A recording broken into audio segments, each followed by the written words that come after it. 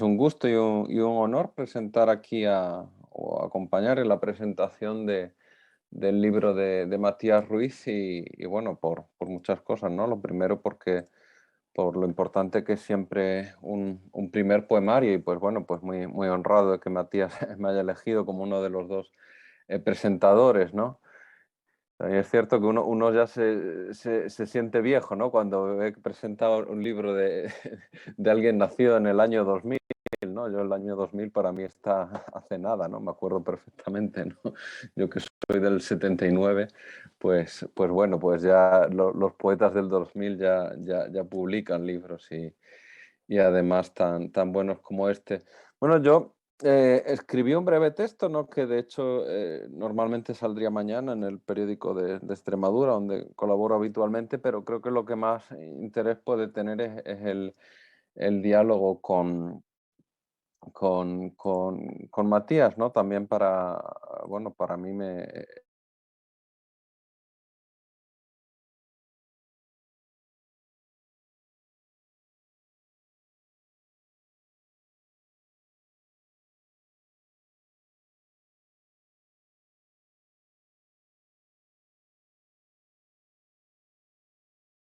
cercano también a mi propia poesía porque son poemas breves pero densos, ¿no? Como también, bueno, como los míos y los de muchos poetas que me interesan, ¿no? Sin que eso no quiera decir que me interese también otro tipo de poesía más extensa, más torrencial. Eh, y bueno, para mí es interesante porque es un poemario que veo que es una, una búsqueda, ¿no? Una búsqueda de una escritura bueno, una búsqueda en la que se ve ya un inconformismo, un querer tensar las posibilidades del lenguaje, ¿no? Bueno, como el poema este dice, mostrar las hendiduras, lo cuarteado, pues esa idea, ¿no? De que en la realidad hay grietas a través de las que podemos alcanzar otros atisbos, ¿no? de realidad. Eh, por cierto, bueno, el libro bueno, me encantará tenerlo físicamente, ahora lo tengo en fotocopias, pero me parece que ha quedado muy bien también con las ilustraciones de Micaela Valdivia, que entabla un sugerente diálogo con, con el libro.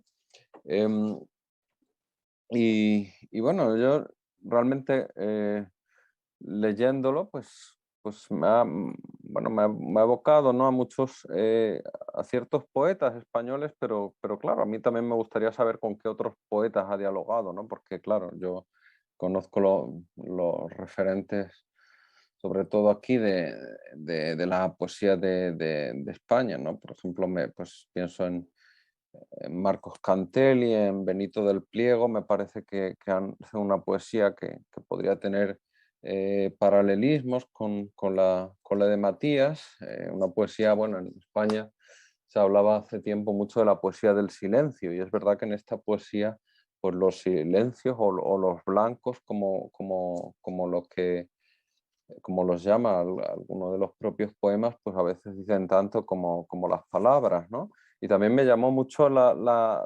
atención cuán- cuánto o sea, lo constante que es la imagen de la sombra, ¿no? Chelan, quien como ha citado antes, bueno, pues un poeta que me ha interesado mucho y del que organizamos aquí hace unos años un congreso, decía el famoso verso este, dice verdad quien dice sombra, ¿no? Y bueno, mi primera pregunta para Matías, al que bueno, me alegra ver aquí virtualmente a ver si coincidimos alguna vez en persona, pues sería preguntarte por la imagen de la sombra, ¿no? ¿Por qué crees que reaparece tanto en tu poemario? ¿Qué significado crees que tiene? Sí, bueno, es un poco lo que decías hace un momento antes de que te conectes, ¿no? Creo que la sombra como la luz también son dos componentes que aparecen mucho en el... Bueno, antes que nada saludarte, ¿no? Y, y, y, y agradecerte por estar acá. Eh, Creo que la sombra sobre todo responde a una búsqueda de opacidad, ¿sí? Que aparece tanto en la imagen como en cierto ruido y cierta tensión que hay en, en la, digamos, en el sonido de las palabras. Creo que la sombra tiene que ver con eh, plantear una visualidad de algo que se borra, que desaparece y que a la vez es denso y es eh, casi imposible de descifrar, ¿no? Creo que em, sí, eso es un poco lo que se me ocurriría decir por ahora. Ujú.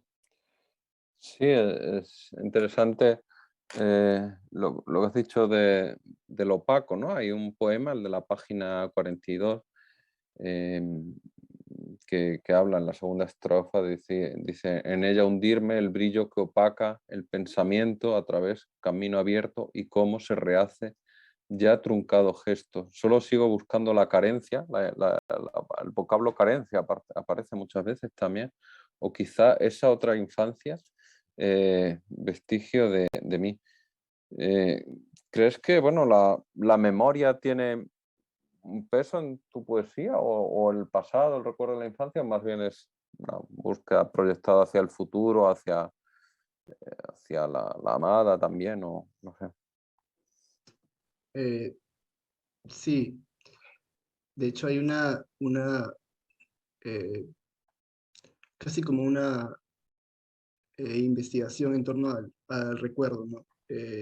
Creo que es como un concepto que aparece a lo largo de todo el libro y que creo que lo que se está extinguiendo de una forma más que una experiencia en sí es el recuerdo, como lo he dicho.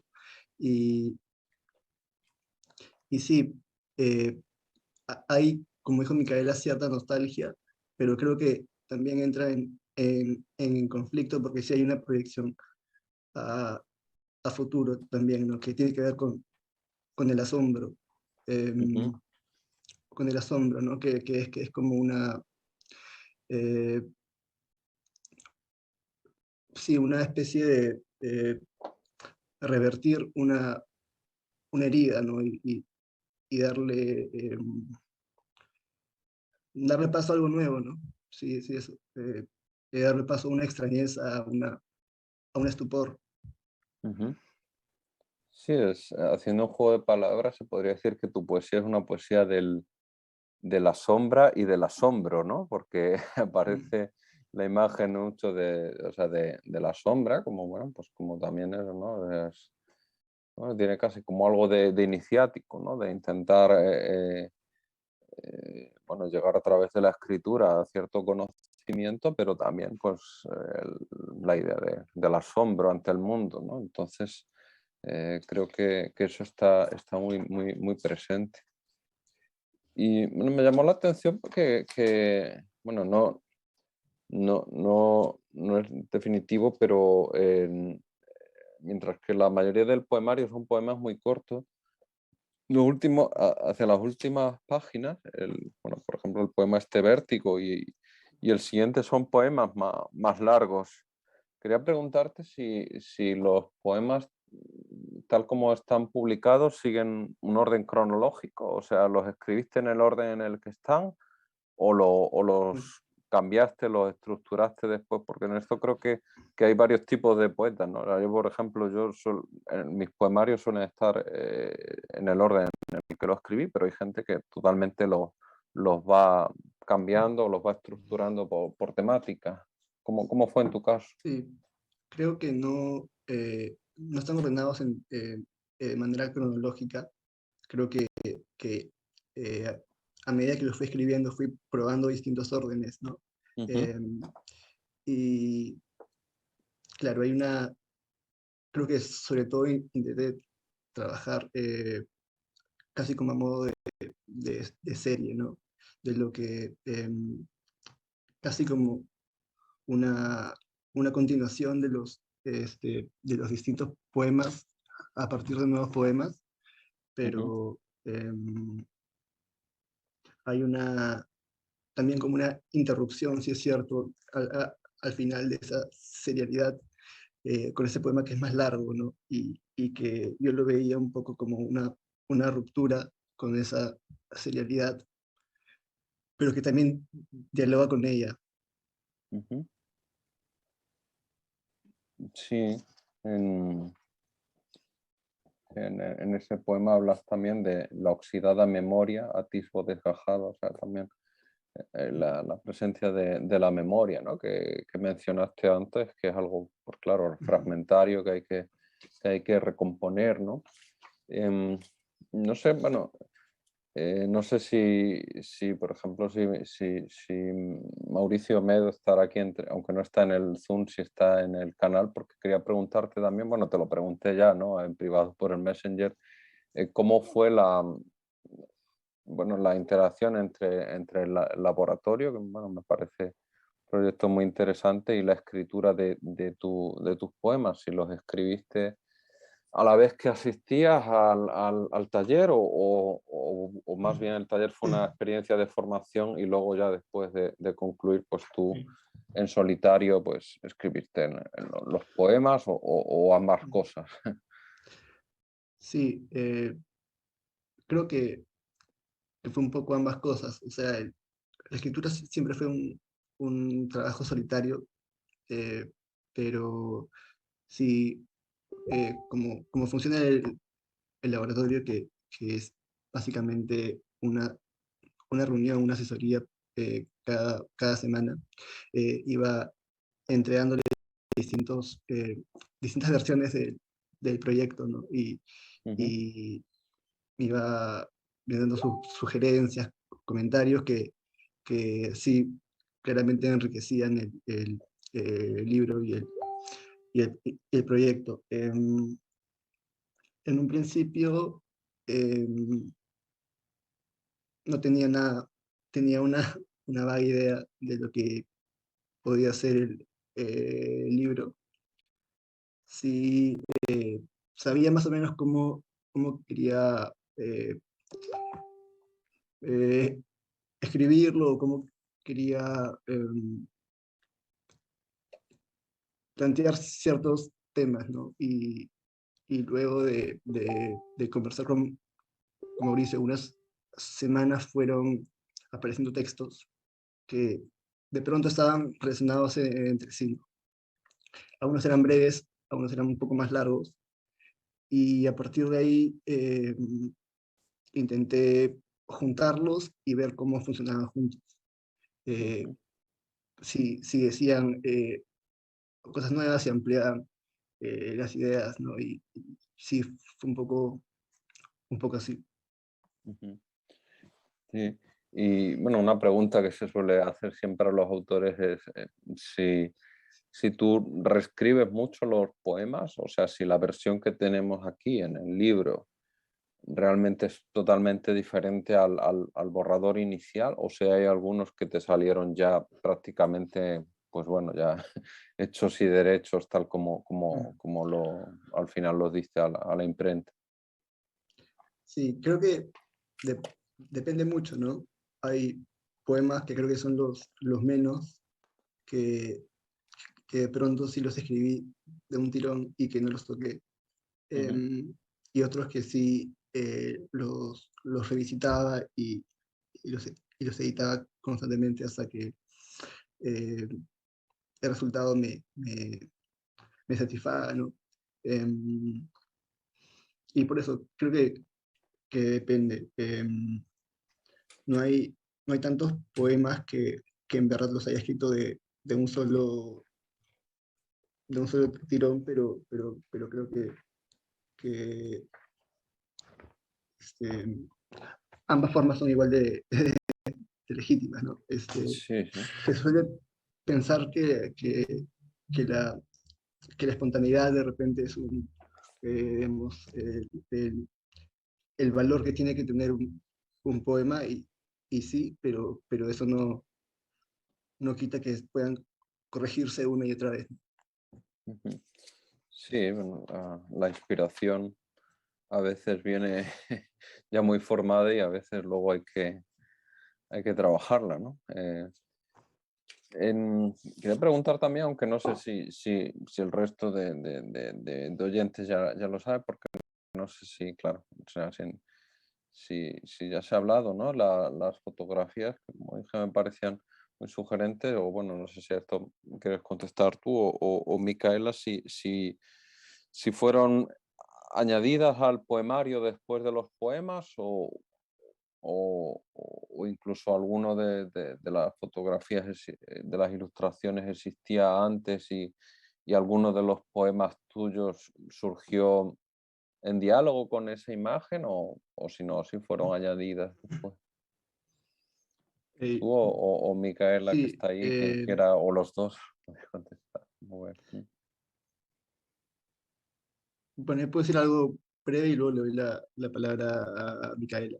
Que sí, bueno, antes comentábamos que el diálogo entre los textos y los poemas, entre los textos y las fotos se establecía de distintas formas, ¿no? Creo que eh,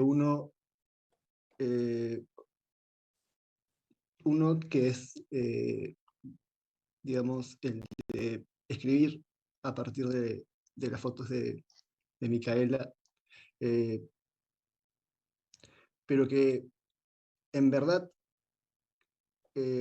no fue el método que más utilicé, ¿no? Sí de repente hay algunos poemas que han nacido de, de los, de las imágenes, pero creo que sobre todo fuimos probando qué fotos funcionaban con Ujú, los textos, ¿no? Porque igual había como cierta poética, como decía Lola, ¿no? Que compartían las imágenes y, y los poemas.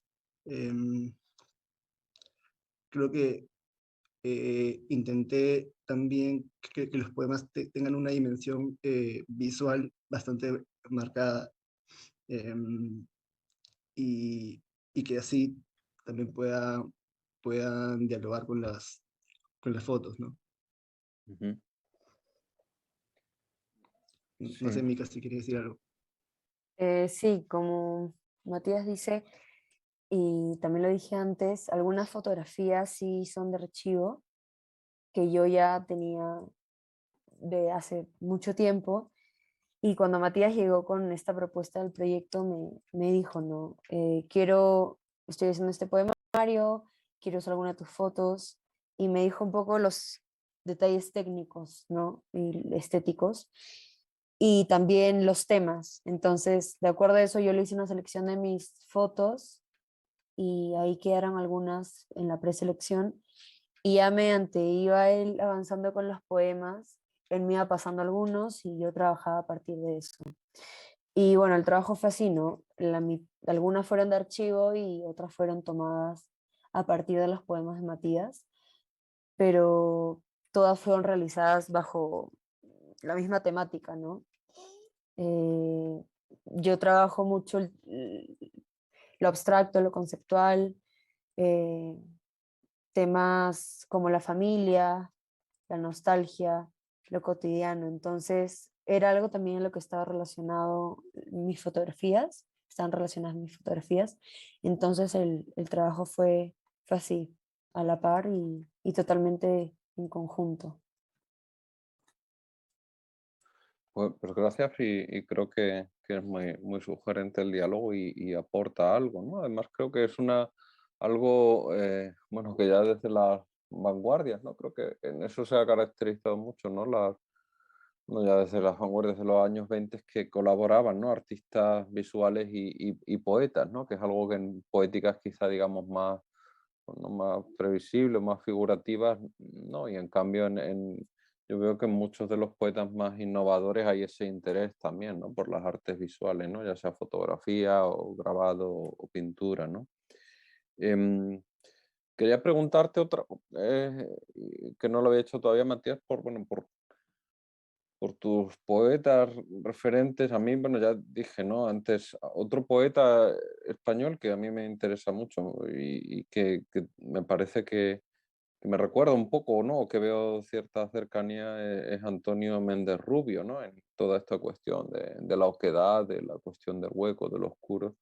Pero yo quería, más bien, o sea, a veces uno entabla ahí relaciones, pero es por mera similitud y no por una influencia, ¿no? Entonces yo quería preguntarte qué lecturas te han influido, aunque, bueno, yo creo que aquí ya se atisba una poética original y personal, o sea, que no es para nada epigonal, y eso ya es decir mucho para un autor con su primer poemario y además tan joven, pero quería preguntarte un poco de qué poetas has bebido, tanto, bueno, peruanos, de otros países de Latinoamérica, de extranjeros, españoles, de donde sea, ¿no?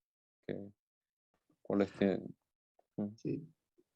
Creo que sobre todo lo que me ha interesado en los últimos años y que me sigue interesando porque lo sigo releyendo bastante, son los poetas norteamericanos, algunos poetas españoles también, más contemporáneos, ¿no? De repente, por el lado de los poetas norteamericanos, Robert Greeley es un poeta que me ujú, gusta mucho, este, Open, Bernstein, Gertrude Stein, etcétera, ¿no? Hay también poetas como José Miguel Ullán, que me gusta mucho, eh, como, como Pratt, eh, como, bueno, también Paul Celan es un poeta que admiro muchísimo y que leo y releo. Eh, Poetas peruanos, desde luego, ¿no? Westphalen, ujú, Solobure, Luis Hernández, etcétera. Sí, o sea, hay muchos poetas que siento que me han marcado y que han, de una manera consciente o no, influenciado este libro, ¿no? ujú.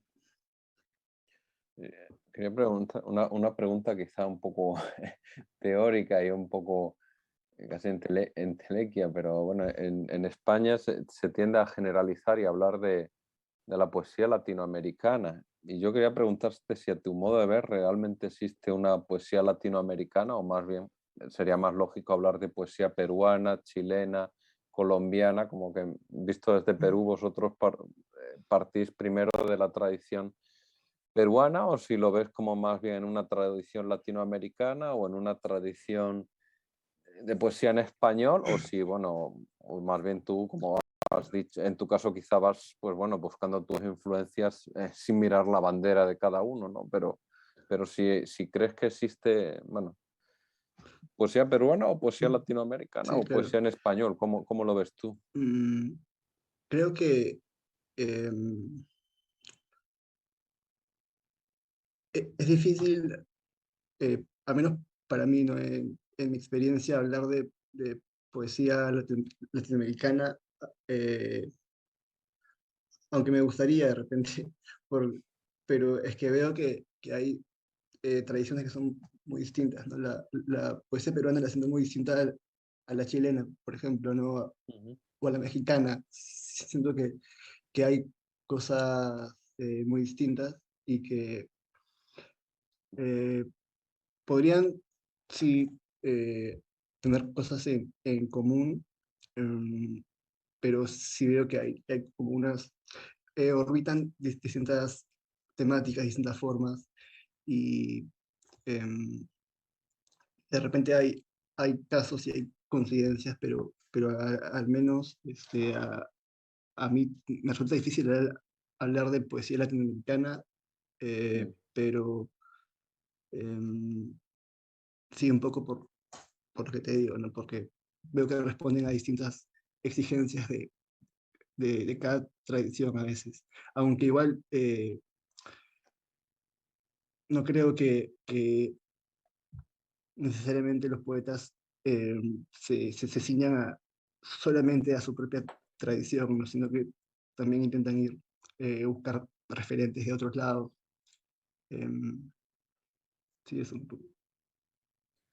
Sí, yo creo que tiendo a darte la razón, ¿no? Y pensar que cuando desde España se habla de literatura latinoamericana es un poco generalización, ¿no? Es como cuando, no sé, como en Alemania se habla de romanística, ¿no? Y en las literaturas románicas, ¿no? Meterlo todo en el mismo saco y además, bueno, lo has dicho muy bien, ¿no? O sea, la poesía mexicana tiene una tradición tan distinta a la peruana o incluso la chilena, estando tan cerca.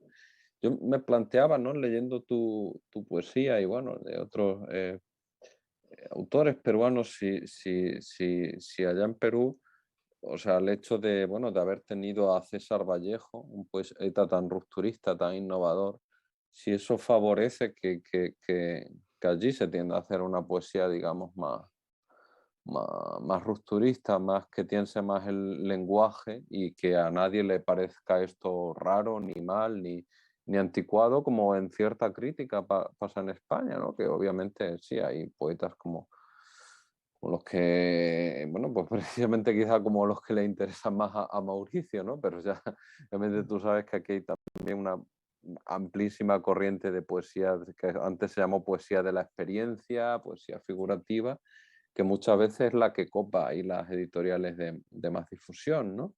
Entonces, yo quería preguntarte si piensas como bueno, que César Vallejo, bueno, perdón por la pregunta desde España, ¿no? Para vosotros era de cajón, pero simple curiosidad ya que estamos aquí, si el ejemplo de César Vallejo sigue todavía muy presente en vosotros, en los poetas jóvenes, o no, o más bien ya os orientáis por otro referente y a Vallejo lo veis Mm, ya como demasiado antiguo, o cómo es para claro. vosotros.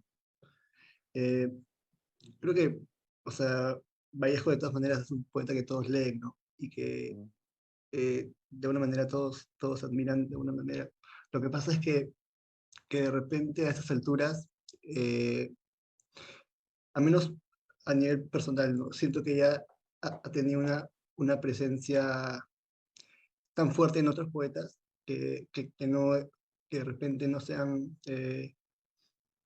logrado deshacer de él todo, de Vallejo padre, ¿no? Que, que no sé, a mí me genera conflictos, ¿no? Por ejemplo, a mí me gusta mucho lo de Trilce, ujú. pero, pero no siento que, por ejemplo, escribía pensando en Trilce, ¿no? Em, ni lo tenga como un referente, eh, digamos, principal.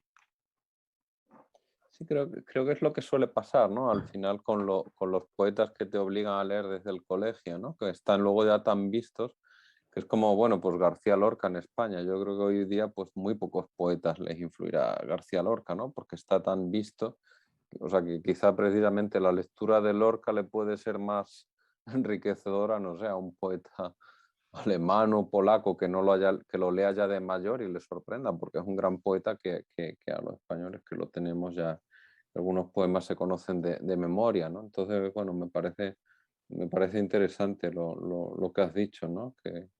Pues eso, Vallejo, ya todo el mundo lo ha leído, pues está como un poco visto, ¿no? Y precisamente quizá, bueno, o como el Quijote en España, ¿no? Es como que está tan visto que uno no lo aprecia como la gente de fuera, ¿no? Em, pues no sé cuánto tiempo tenemos porque, bueno, no sé si la intervención de Lola fue ya antes de que yo me pudiera conectar o está pendiente todavía, o perdón por la Sí, pregunta. Sí, la... gracias, Mario, por tus preguntas, el diálogo. Eh, ya hemos podido escuchar a Lola y ahora en esta parte de la presentación, bueno, ya hemos escuchado un poquito más a Micaela en referencia a las fotografías, pero no sé si quisieras agregar quizá algo, Micaela. Me parece interesante quizá comentar sobre quizá este proceso de las fotografías también, ¿no? De este archivo, de donde surge, y también si ha influido también de retorno, ¿no? Esa escritura quizá también de Matías. Bueno, las fotografías de archivo que están en el proyecto final, en la presentación ya en el libro, que se seleccionaron, muchas no solo son abstracciones, sino también son experimentos dentro de lo digital. Por ejemplo, a mí me gusta mucho explorar en lo digital y en lo análogo. Entonces, algunas fotografías están realizadas con la técnica de pinhole digital, que en realidad es una técnica análoga que es el inicio de la fotografía, ¿no? Y bueno, sí, a través de la escritura de Matías también he podido como comprender un poco más las imágenes que realizo. Yo también, como les comentaba, muchas de las imágenes que hago las hago a partir de textos propios, pero ya nunca había hecho este trabajo, ¿no? De trabajar con alguien que escriba y sea recíproco, ¿no? Que yo lea las imágenes o que él me dé los textos.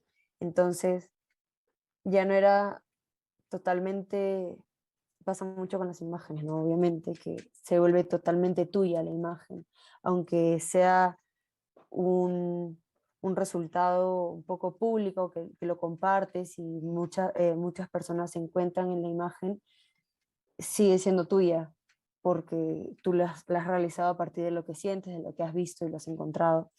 Pero lo que ha pasado en este proceso, en este proyecto, era que ya no me aferraba tanto a las imágenes porque venía de otro lado, ¿no? De los escritos de Matías.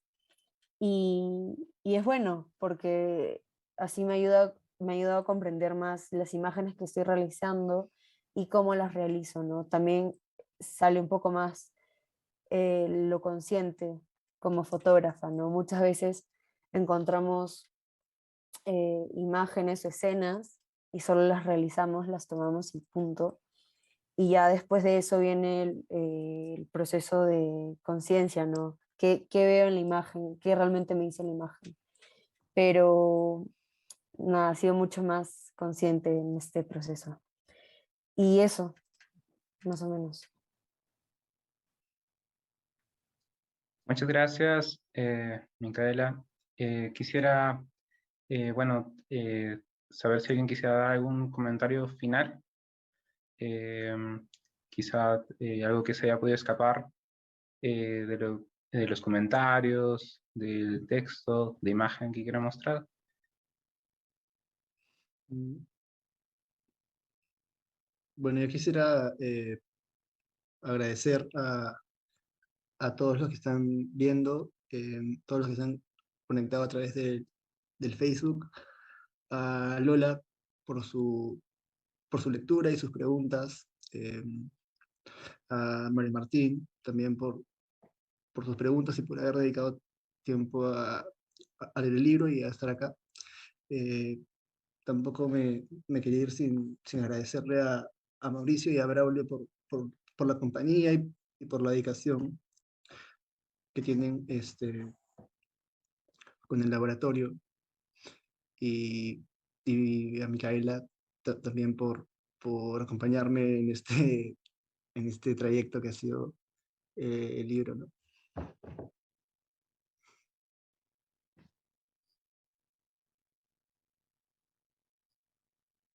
Yo también quería agradecerle, ¿no? Al laboratorio, a Josema, a Mauricio, a Braulio, Mario y a Matías por invitarme y por querer empezar este proyecto juntos, y a todas las personas, ¿no? que están viéndonos y escuchándonos, y ojalá puedan tener pronto el proyecto en sus manos. Y eso, muchas gracias. Yo quisiera dar las gracias a Mario y a Lola. El comentario de Lola lamentablemente no se pudo transmitir de la mejor manera, pero van a poder apreciarlo mejor en el canal de YouTube de Laboratorio. Pronto podrán verlo por ese medio.